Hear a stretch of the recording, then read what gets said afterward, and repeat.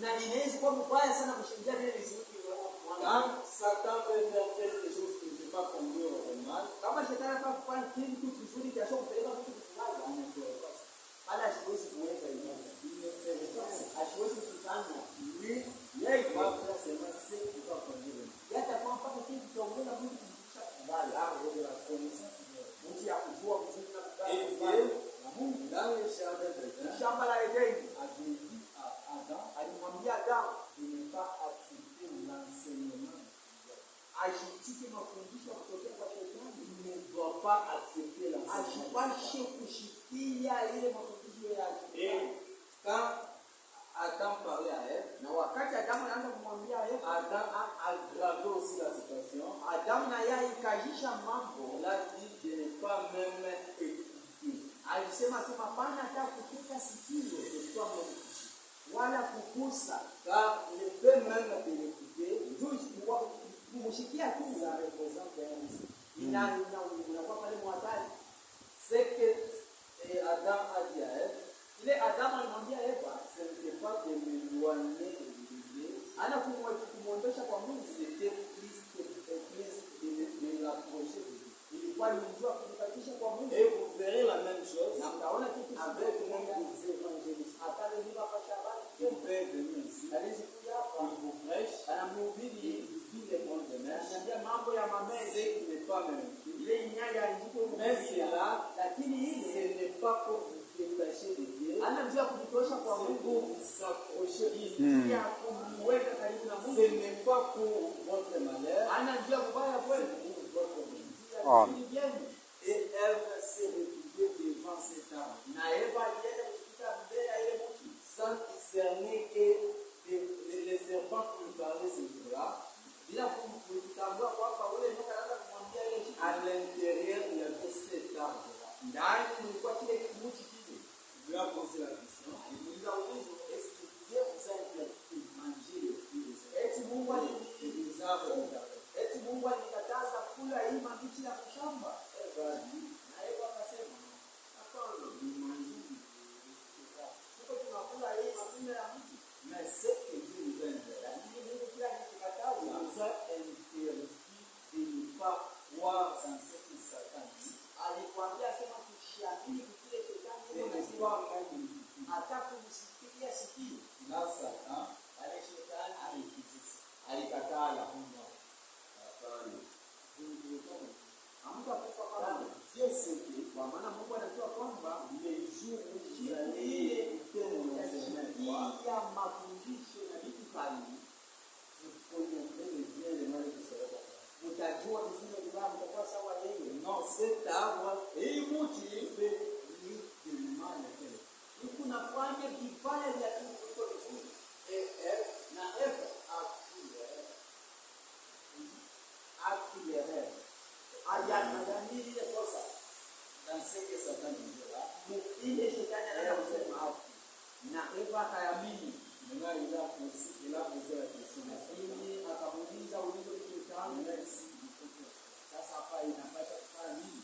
le serpent Na shetani alijibu, la chose est possible. hii ni kiepesi sana zaidi. Et si vous serez d'appliquer ça avec ça, Napasha tu kutimiza kutumia hii na hii. quand tu appliques ça avec ça, Wakati unabeba unatumikisha hii na hii, tu verras ce que c'est. utaona matokeo yake. Quand Ève a appliqué ce que Satan a dit là, Na wakati Eva alienda kutimiza kile shetani alisema pale, les semences étaient en train. na mbegu iliingia ndani yake, Là, directement, il est parti vers Adam. pale pale alienda kwa Adamu. Quand Adam a entendu cela, Na wakati Adamu alisikia ile, Adam a su que cela venait de cet arbre. na Adamu alitambua kwamba ile inatoka kwa ile mti. Et Adam a dit que sa femme avait pris à une fausse nourriture. Na Adamu aliamua kwamba mke wake alienda kwa nini kuuguza uwezo mwingine, Et par amour, na kupitia mapenzi il ne pouvait pas laisser ça. asipende kumwacha vile tu. Lui aussi, Yeye naye akaitika, lui aussi a yeye na yeye alikula, Et après quelques minutes, na kisha katika kidogo ils ont vu maintenant ce qui est arrivé là. waliona sasa hivi tunafikia pale, alikuwa pote mtu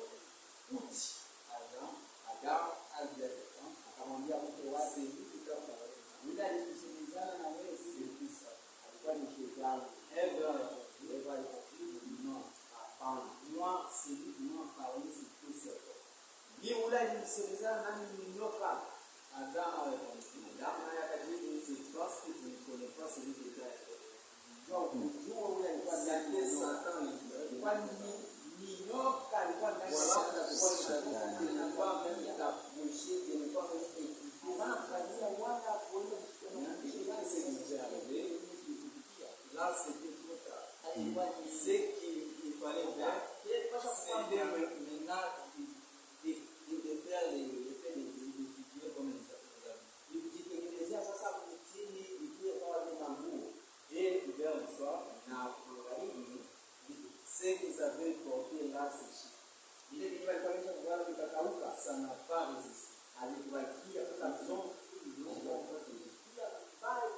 Les péchés, dhambi détaché ikutosha kwa Mungu, et quand vous vous détachez de na Dieu, wakati kunatoka kwa Mungu là c'est la mort. pale ni kifo, Et la mort, na kifo c'est la séparation de Dieu. kuachana kwa mbele na Mungu. Quand l'homme a commis le péché, Wakati mtu alifanya dhambi, cela a coupé la communion. pale ilienda kukata mapatano pamoja na Mungu, Cela a coupé la communion. ile ilikata mapatano, L'homme a fui loin de la face. mtu akakimbia umbali na uso wa Mungu. Et quand il a vu ça, Na wakati Mungu aliona vile, il a commencé à appeler, alianza kuita mwana wake, tu wapi dois te dénoncer toi-même. unapasha kujikana wewe Tu mwenyewe, dois te unapasha Tu dois avouer toi-même de ce qui t'est arrivé. unapasha kuvumbula wewe mwenyewe vile ulifanya. Il a commencé à appeler Akaanza jusqu'à kuita ce que l'homme a wakati avoué. Mungu alisema Jamais wazi, mangé. nilikula. L'homme a dit, Mtu alisema la femme qui tient à côté de moi, mwanamke mlioleka pembeni yangu, elle m'a donné. yeye alinipatia, Elle est venue avec cet ancien alikuwa na mafundisho ile, et je n'avais pas le choix de j'ai pris l'ancien. nami sikungue kuna cha kufanya na mimi Il avait le choix soit d'accepter, soit de croire. alikuwa na ile mamlaka ya kuitika wala kukatala. Satan Shetani ne peut pas te forcer à croire quelque chose que ce n'est pas. asiwezi kwenda kuforce. Satan te propose, Shetani toi-même, anakuonyesha wewe tu mwenyewe vas croire à ton propre Dieu. utaamini kupitia tu mapenzi yako, Pas par la force. ana kwa kukukalisha. Et là, Na pale Ève aussi, quand elle a posé la question à Ève, Ève aussi a dit, c'est le serpent qui m'a trompé. Elle ne savait pas que c'était et la colère était descendue à la citade. Satan a perdu presque tout ce qu'il avait, même les eaux, a tout disparu et a devenu un reptile. Et à cause de ce que ce serpent a fait là-bas, na juu ya vile nyoka alifanya kule, la malédiction va l'accompagner même jusque dans le millénaire. laana itamuongoza kufika hata milenium. Aujourd'hui, Leo il y a les animaux qui n'obéissent pas à ce que Dieu a dit. uko wanyama wale wenye batiki kile Mungu alisema. Dieu a dit que les animaux doivent manger des herbes. Mungu alisema sema wanyama wanapaswa kula kile kibuti. Mais aujourd'hui, nous voyons les animaux qui se mangent même entre eux. Sasa leo tunaona wanyama wenyewe wanaikula wao wenyewe. Maintenant, dans les milléniums, Sasa mule milenium les choses vont retourner à la normale. vitu vitarudia musawa. Et quand les choses vont retourner à la Na normale, wakati vitu vitarudia musawa, la malédiction des serpents va l'accompagner même jusqu'à laana itamuongoza kisinyoka kufika hata c'est ce que nous voyons dans Isaïe 65, verset 25. ndio yenyewe tuko naona mu Isaya 65 verset 1. Isaïe 65, verset 25. Isaya 65 verset 25. Les loups et l'agneau auront un même pâturage. Na ndugu na kondoo watakuwa na zizi moja. Les lions comme les bœufs Simba sawa vile ng'ombe mangera de la paille. wataanza kula majani, Et le serpent na nyoka aura la poussière pour watakuwa na wataanza kula budongo. Là, la malédiction pale laana ikamuongoza kufika na kufa. Et de ce que Satan a fait là, Na kile shetani alifanya kule, il y a une semence qui était introduite dans Ève. Ça a commencé jusque là, depuis l'époque de Genèse. C'est ce que vous voyez quand vous prenez Matthieu 13. Matthieu 13. Matthieu 13. Qu'est-ce que Jésus a dit? Il leur proposa une autre parabole et il dit, le royaume des cieux est semblable à un homme qui a semé de la bonne semence dans son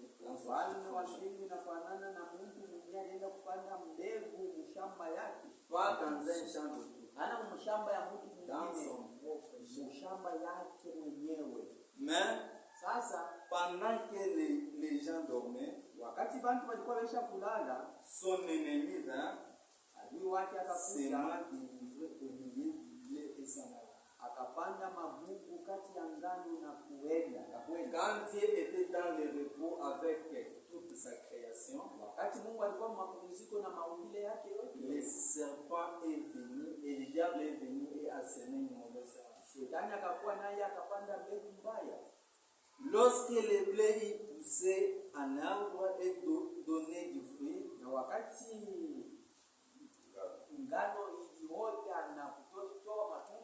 livré Paris aussi. Les serviteurs du maître de la maison vinrent lui. Seigneur, n'as-tu pas semé de la bonne semence dans ton champ? D'où vient donc qui est délivré? Il est répondu, c'est un ennemi qui a fait ça.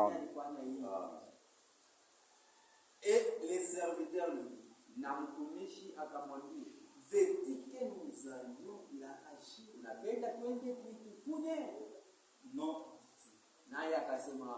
Non, dit-il. Notre Dieu, c'est un juste juge. Ici, il y a une semence qui était venue au monde. Ce n'était pas cette semence-là qui était le problème. Le problème, c'était ce qui avait posé la semence.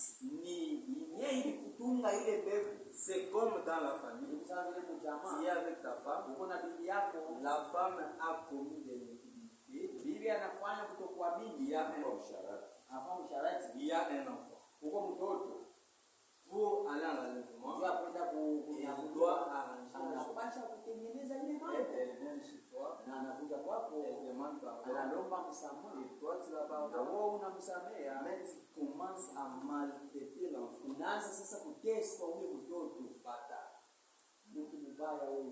Tu appelles l'enfant bâtard. Cet enfant-là n'a rien à faire avec ce qui était passé.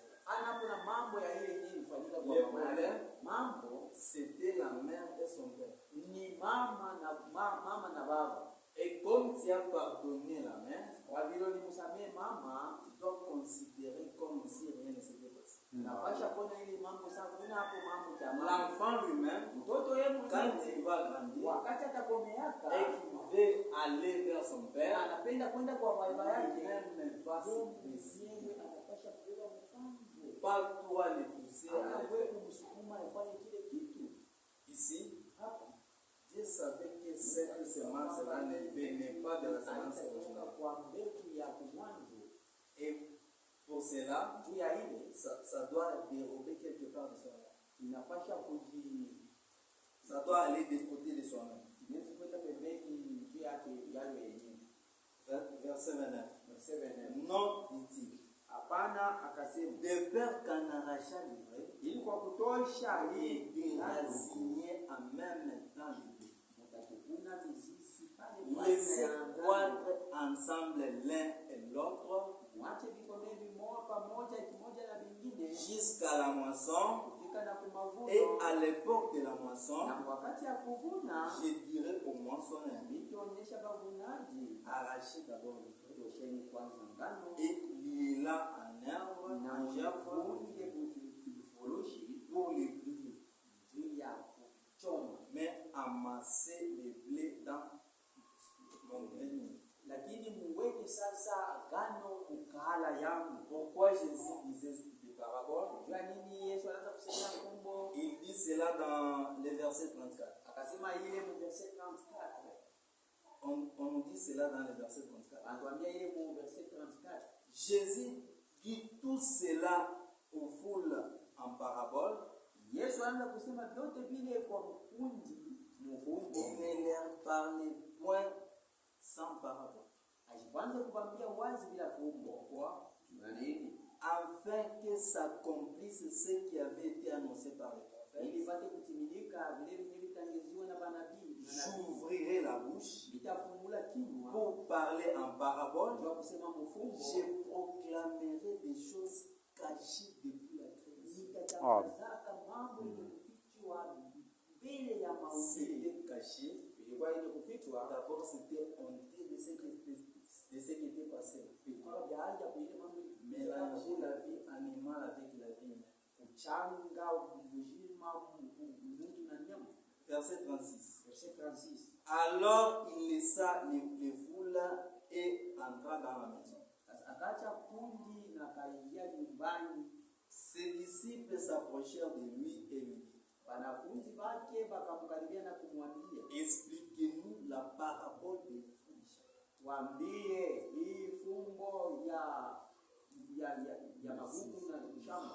Il leur répondit: celui qui sème la bonne semence, c'est le fils de l'homme. Les champs, c'est le monde. La bonne semence, ce sont les fils du royaume. Livrés, ce sont les fils du mal. L'ennemi qui l'a semé, c'est le diable. La moisson, c'est la fin du monde. Les moissonneurs, ce sont des anges. Et comme on arrache l'ivraie pour jeter au feu, il en sera de même à la fin du monde. Le Fils de l'homme enverra ses anges qui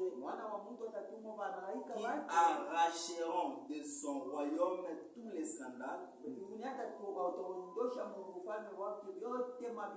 et ceux qui commettent l'iniquité. Ici, on nous parle de ceux qui avaient commencé depuis les jardins. La semence du diable aussi est aussi rédigée. La semence du diable est aussi rédigée. Ça a commencé depuis Genèse, Caïn, Balaam, Jésus, Judas.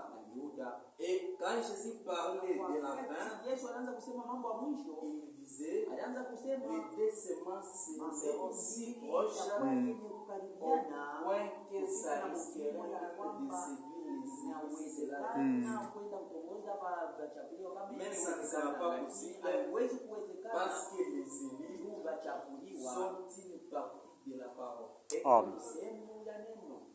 Et là, c'était abîmé. On avait abîmé la création par le péché. Par le péché quand je dis cet enfant est mon propre sang, vous comprenez ce qui était fait pour que cet enfant vienne au monde. Et le péché qui a été commis là, c'était le péché du sang. Et pour arranger la situation, il fallait un sang saint. Tout celui qui venait par ce chemin-là naissait dans le péché alianza kuzalika mzambi parce qu'il a été conçu dans le péché. alichukuliwa mumimba kupitia dhambi. Tout de Abel Yote kuanzia kwa Abeli jusqu'à Jean-Baptiste, kwa Yohana Mbatizaji avant la venue de cette semence, kuja kwa hii mbegu, tous étaient venus par le péché. wote walitokea mpaka kuzambi. Et là, personne ne pouvait sauver un homme. Hakuna mtu alipasha kuokoa mzambi. Mais Dieu a donné une promesse Alileta malako dans Genèse 3, verset 15, Mwanzo 3 verset 25 que la semence de la femme, mbegu ya mwanamke, parce que le péché a commencé, dhambi ilianzia kupitia yeye, elle va recevoir une semence, atapata mbegu et cette na semence-là ile mbegu ile viendra régler la situation. itakuwa kumaliza ile mambo. Après, Kisha parce que Dieu a fait plus de 3000 ans en instruisant son peuple pour la venue de cette semence-là. kwa vile Mungu alipatia bantu mashauri 3000 ans juu ya Plus de kuja kwa ile 3000 ans pour mbegu. la venue de cette semence-là. Bantu 3000 juu ya Dieu a donné plus de 3000 ans Mungu alileta zaidi ya 3000 ya miaka l'instruction mafundisho pour la venue de cette semence. juu ya kukuja kwa ile mbegu ile. La semence de la femme. Ile mbegu ya Nous mwanamke voyons cela. tunaliona ile. Moïse est venu aussi avec quelque chose pour éclairer ça. Musa alikuwa na kitu fulani ndio kwenda Nous kuangalia. sommes dans Deutéronome 18, verset 15. Kumbukumbu la Torati 18 verset 15. Qu'est-ce que Moïse dit? Mungu anasema nini? Qu'est-ce que Musa anasema nini? Deutéronome 18, verset 15. Kumbukumbu la Torati 18 L'Éternel, votre Dieu, wa milele Mungu wenu te suscitera. Et l'Éternel, ton Dieu, te suscitera du milieu de toi. wa milele Mungu atakufufula atakunyanyula katikati yako. Te suscitera d'entre du milieu de toi. Atakulamusha katikati yako.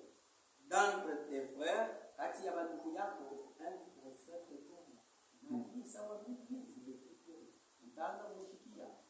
ces prophètes ici, Huyu nabii huyu c'était la même semence que Dieu a vu dans le jardin. ilikuwa ndio mbegu yenyewe ya Bwana Mungu alianza kusema. Cela veut dire cette semence là, ile mbegu ile ça sera un prophète. itakuwa ni nabii. Dieu ne s'était pas arrêté par là. Mungu ashimamie pale. Il a continué Aliendelea et Esaïe est venu avec beaucoup plus d'instructions sur la venue de cette semence. na Il est venu avec beaucoup d'instructions alikuwa na mafundisho ya mingi pour la venue de cette semence. juu ya kuja kwa ile Nous mbegu. voyons cela Tunaiona ile qui commence dans le chapitre 7 nena d'Esaïe, Isaia chapitre 7 ya Isaia.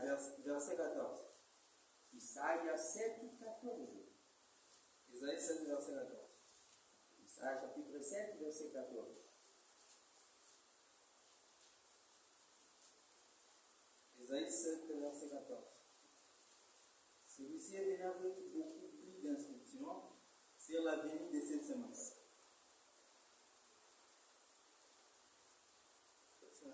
C'est pourquoi le Seigneur lui-même vous donnera un signe. Ndio kwa maana Bwana yeye mwenyewe atanipatia alama. Pas un homme, Ana mtu le mwenyewe. Seigneur lui-même. Bwana yeye mwenyewe.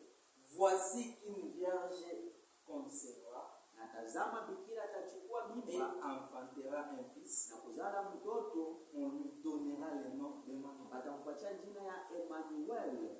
Une femme, une vierge va concevoir Bikira atachukua mimba et va donner naissance à un enfant. na atazaa mtoto. Cet enfant, on lui donnera le nom Yule d'Emmanuel. mtoto watampanga jina Emmanuel. Elle, qui fait référence à Elohim. Elle yenye namaanisha Elohim. Cela veut dire cet enfant qui doit naître sera Dieu. Ndio kusema huyu mtu atazalika hapa kwa Mungu. Cela veut dire la semence là que Dieu a produit dans le jardin. Ile inamaanisha kwamba ile mbegu Mungu alisema Cette semence là, ça sera un Dieu prophète. ile mbegu itakuwa ni Mungu nabii. Quel type de Dieu? Ni Mungu namna gani?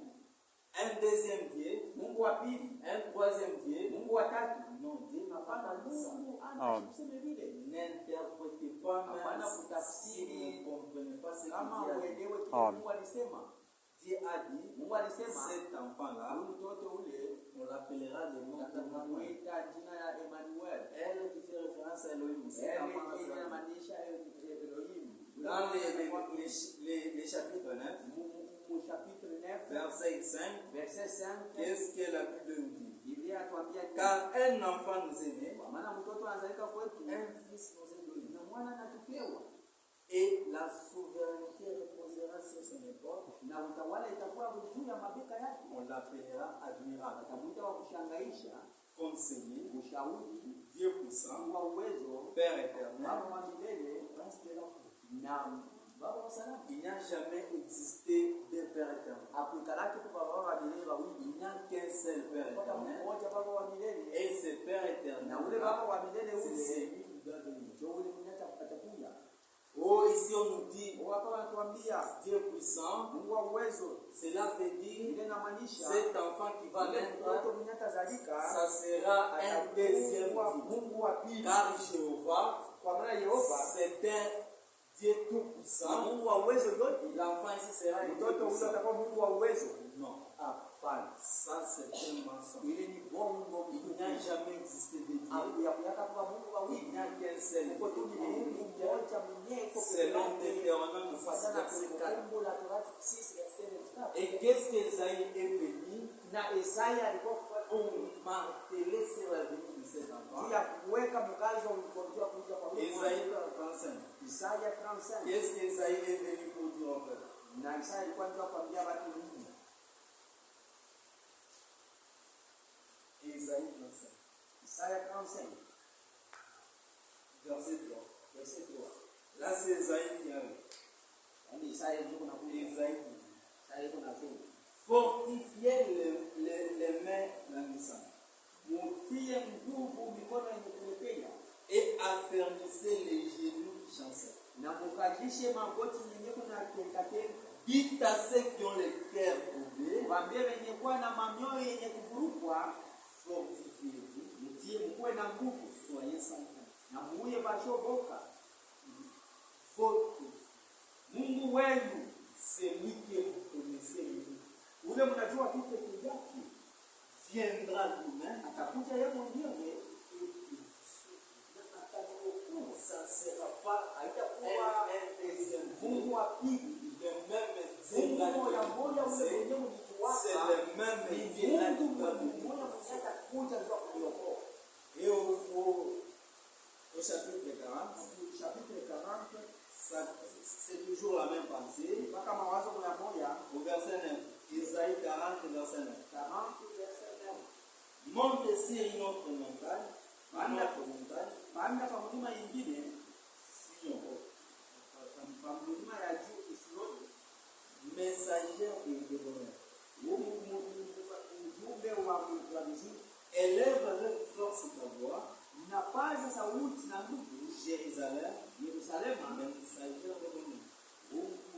katabali kuhu, Élève ta voix, napaza sauti yako, sois sans crainte. ule wa bila boka, Quitte aux villes d'Égypte.